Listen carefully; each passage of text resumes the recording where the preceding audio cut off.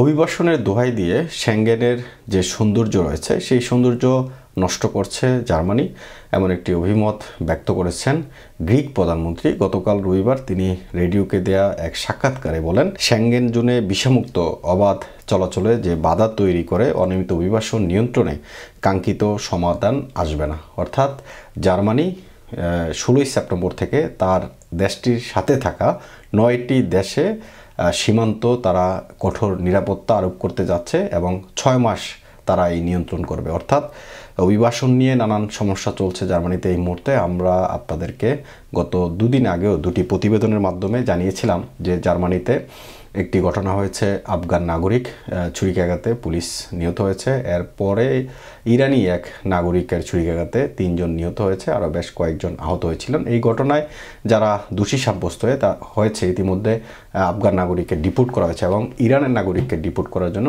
পূর্ণ প্রস্তুতি তারা সম্পন্ন করেছে।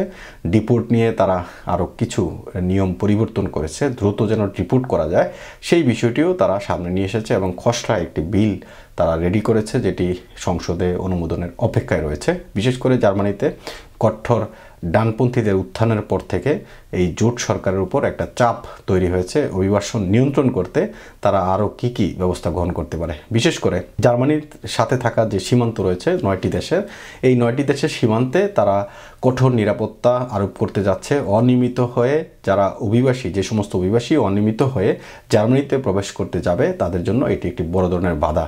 সেক্ষেত্রে যদি জার্মানি প্রবেশ করতে না পারে তাহলে অন্য দেশে তারা প্রবেশ করবে। এই বিষয়টাই গ্রিক প্রধানমন্ত্রী তিনি উল্লেখ করেছেন। তিনি রেডিওতে দেয়া সাক্ষাৎকারে বলছেন, অনিয়মিত অভিবাসন নিয়ন্ত্রণে প্রতিবেশী সব দেশের সঙ্গে থাকা স্থল সীমান্তে কঠোর নিয়ন্ত্রণ আরোপ ও তল্লাশির সিদ্ধান্ত নিয়েছে জার্মানি।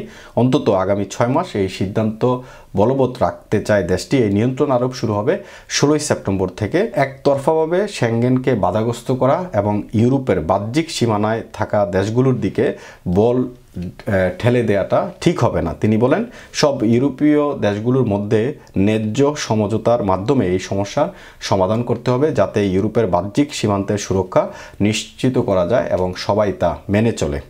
সাধারণত কোনো বাধা বা তল্লাশি ছাড়াই এক দেশ থেকে আরেক দেশে অবাধ ভ্রমণের সুযোগ রয়েছে ইউরোপীয় ইউনিয়নের সেঙ্গেনভুক্ত দেশগুলোর মধ্যে। তবে সেই সুবিধায় হ্রাস টেনেছে জার্মানি। 2টি রাজ্যে নির্বাচনে ডানপন্থীদের অভূতপূর্ব সাফল্য আর সন্দেহভাজন প্রত্যাখ্যাত এক আশ্রয় প্রার্থীর ছুরি হামলায় 3 জন নিহতের পর নড়েচড়ে বসেছে দেশটির সরকার। সীমান্তে পুলিশ নজরদারি আরোপ নিয়ে প্রতিবেশী দেশগুলোর চাপের মুখে পড়তে যাচ্ছে জার্মানি। বিশ্লেষকদের মতে জার্মানির এই সিদ্ধান্তে প্রভাব পড়বে ইউর অন্য দেশগুলোর মধ্যেও। ভৌগোলিক বা অর্থনৈতিকভাবে ইউরোপীয় ইউনিয়নের কেন্দ্রে অবস্থিত জার্মানি 9টি দেশের সঙ্গে রয়েছে তার সীমান্ত। এইসব দেশ থেকে জার্মানিতে আগতদের এখন সময় সাপেক্ষে তল্লাশির মধ্য দিয়ে যেতে হতে পারে। এর ফলে সীমান্তবর্তী সড়কে দীর্ঘ যানজট, ট্রানজিটে ধীরগতির সমস্যার পাশাপাশি অর্থনীতিতেও নেতিবাচক একটা প্রভাব পড়ার শঙ্কা রয়েছে। প্রতিদিন কী পরিমাণ মানুষের উপর এই দৈনন্দিন প্রভাব পড়তে পারে তা বোঝা যেতে পারে একটি পরিসংখ্যানে। দেশটির ফেডারেল এমপ্লয়মেন্ট এজেন্সির হিসেবে প্রতিবেশী দেশগুলোর সাথে জার্মানিতে 2,40,000 মানুষ কাজের জন্য দৈনিক যাতায়াত করেন। সুতরাং বলাই যায় একটা বড় ধরনের প্রভাব পড়তে যাচ্ছে, যেহেতু প্রতিদিন 2,40,000 মানুষ জার্মানিতে যাতায়াত করেন কাজের সুবিধার্থে আশেপাশের দেশ থেকে।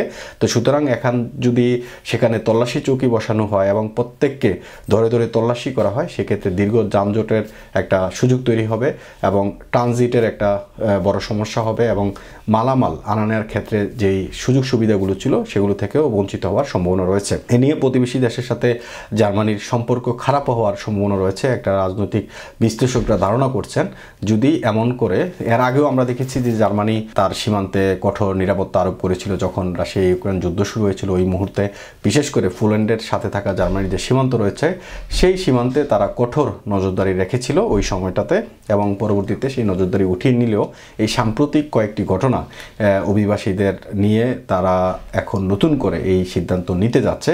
এক্ষেত্রে সেক্ষেত্রে যারা জার্মানিতে অনিয়মিতভাবে প্রবেশ করতে যাবে তাদের জন্য সমস্যা হবে, এবং যারা নিয়মিত আছেন তারাও নানান ধরনের ঝুঁকির মধ্যে পড়বেন, যেহেতু চেকিং হবে, সেখানে তল্লাশি হবে। সেক্ষেত্রে এই বিষয়টাই আসলে ইউরোপের বাকি দেশগুলো চিন্তা করছেন। তারা বলেন এমন একটি সিদ্ধান্তে আসা উচিত যে ইউরোপের অবাধ চলাচলের যে বাহ্যিক সৌন্দর্য রয়েছে সেই সৌন্দর্য যেন বজায় থাকে, এবং অন্য চিন্তা করে অভিবাসন বা অনিয়মিত অভিবাসন কিভাবে রোধ করা যায় সেই প্রকল্পে আসলে কাজ করা উচিত। আমাদের সীমান্তে কড়াকড়ি নয়, ইউরোপীয় ইউনিয়নের বহিঃসীমান্তে যাতে পহরা এবং নিরাপত্তা নিশ্চিত করা যায় তার জন্য জার্মানির মতো দেশগুলোর সম্পৃক্ততা বাড়ুক, পোল্যান্ডের সেটাই প্রয়োজন। অর্থাৎ আমি যেটা বলছিলাম, আপনি যদি জার্মানিতে এভাবে না ঢুকে ইউরোপের যে বাইরের সীমান্ত রয়েছে সেই সীমান্তগুলোকে আরও কঠোর করে যেন অনিয়মিত অভিবাসন না ঢুকতে পারে, সেই বিষয়টাই গ্রিক প্রধানমন্ত্রী যিনি আছেন তিনি আসলে সেই বিষয়টাই তুলে ধরেছেন।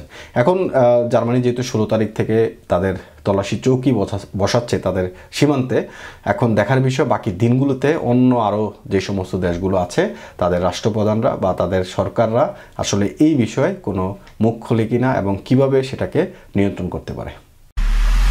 MIB সংবাদ ও সংবাদ সংশ্লিষ্ট অনুষ্ঠান দেখতে ভিজিট করুন www.mibtelevision.tv ও facebook.com/mibtelevision.tv এবং সাবস্ক্রাইব করুন youtube.com/mibtelevision এ। MIB টেলিভিশন, সত্য খবর, সঠিক খবর।